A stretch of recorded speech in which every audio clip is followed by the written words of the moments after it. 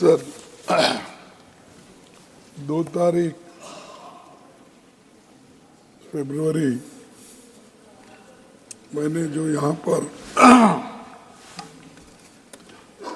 चंद points अपने भाषण में उठाए थे उसको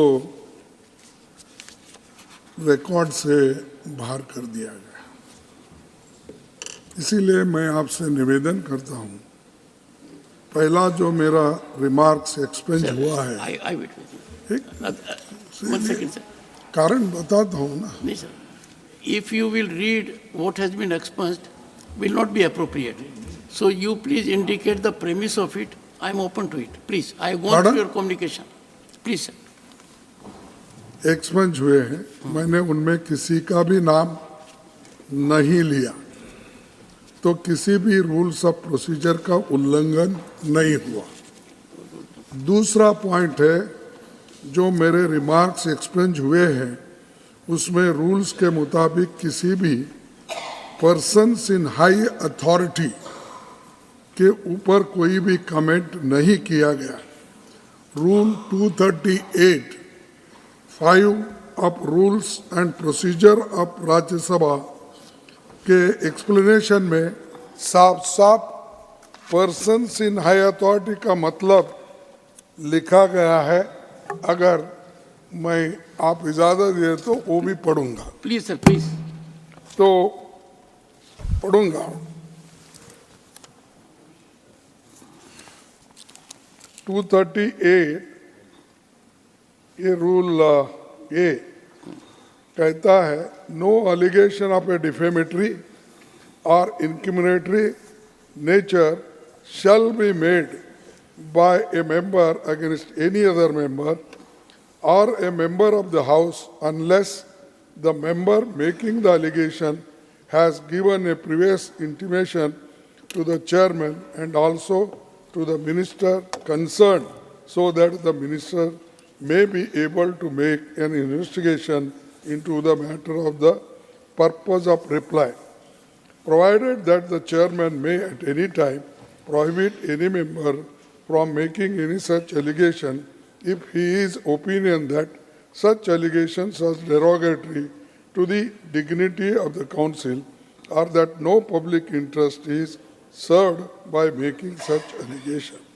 This is Rule 238 और 5 में ये भी कहा है कि इस रूल्स के मुताबिक मैं reflect upon the conduct of a person in high authority unless discussion is based on substantive motion drawn in a proper terms. सब ये 238 5 सब क्लॉज के मुताबिक हो या 238 ए के मुताबिक हो, मैंने कभी इसका उल्लंघन नहीं किया। और दूसरा, जो भी ये पर्सन इन हाई अथॉरिटी का मतलब मैंने आपके सामने रखा है कि इस डेफिनेशन में कोई भी मुख्यमंत्री किसी भी तरीके से कवर नहीं होता, क्योंकि सदन में मुख्यमंत्री के खिलाफ कोई भी सब्सटेंटिव मोशन नहीं लाया गया। सर, एक्सप्लेनेशन टू रूल 38 पढ़ दें एक बार। Rule 38 explanation.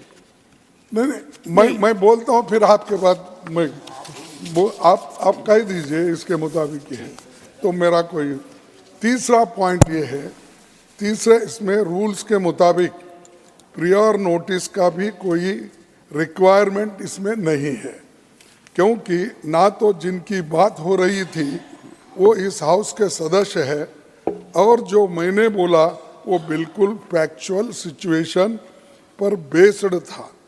मैंने जिस ट्वीट का जिक्र किया वो फैक्चुअली बिल्कुल सही है। बाद में स्पष्टीकरण जरूर आया, लेकिन मैंने जो भी बोला वो फैक्ट्स के आधार पर बोला। सर, राष्ट्रपति अभिभाषण पर धन्यवाद प्रस्ताव एक ऐसा मौका होता है जब हमें कई विषयों पर व्यापक चर्चा करने पर मौका मिलता है, तो मुझे लगा कि एक प्रदेश का मुख्यमंत्री ऐसी भाषा का इस्तेमाल करता है तो ये मेरा कर्तव्य और हक है कि मैं इस मुद्दों को सदन में उठाऊं। मैंने बोलते हुए ना ही किसी मुख्यमंत्री का नाम लिया, ना ही किसी राज्य से उस राज्य का नाम लिया, उसका जिक्र भी नहीं किया।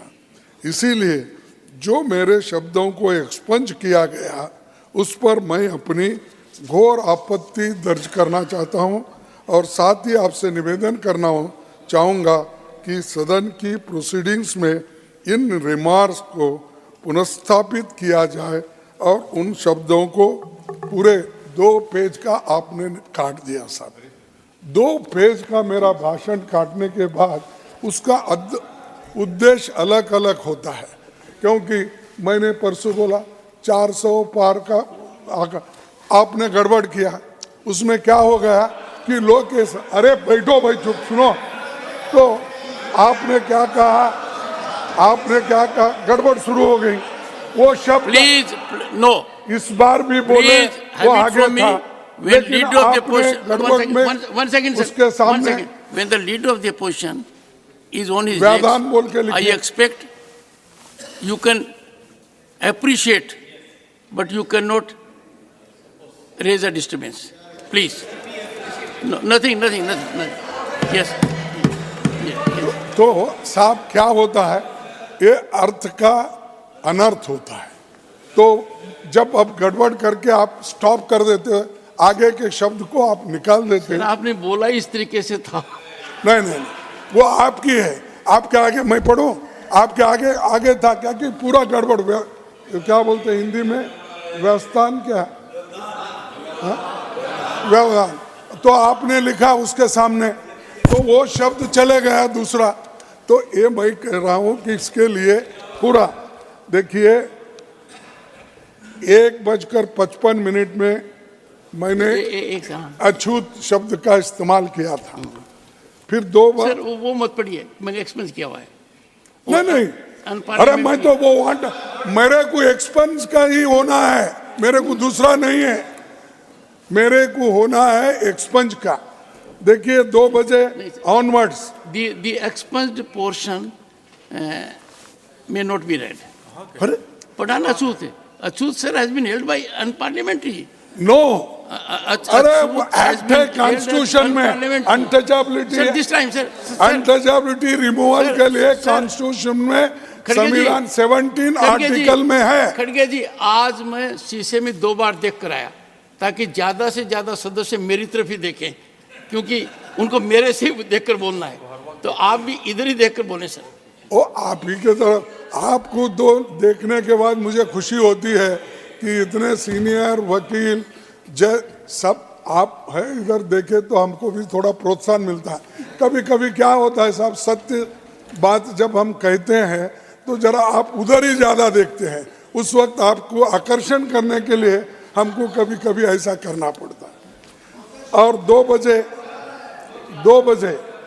1:55 हुआ, 2 हो गया, और 2 बजे ऑनवर्ड्स उसमें भी आपने वो काट दिया, फिर 2:40 को आपने काट दिया। देखिए तो मैं ये इसीलिए मेरा ये कहना है कि जो हम कहना चाहते हैं उसको तोड़ मोड़ के अगर पढ़ेंगे लोग तो क्या होगा। अरे ये आपने जो चीजें बोली है इसमें नहीं है, मेरे को हर दफा हो रहा है।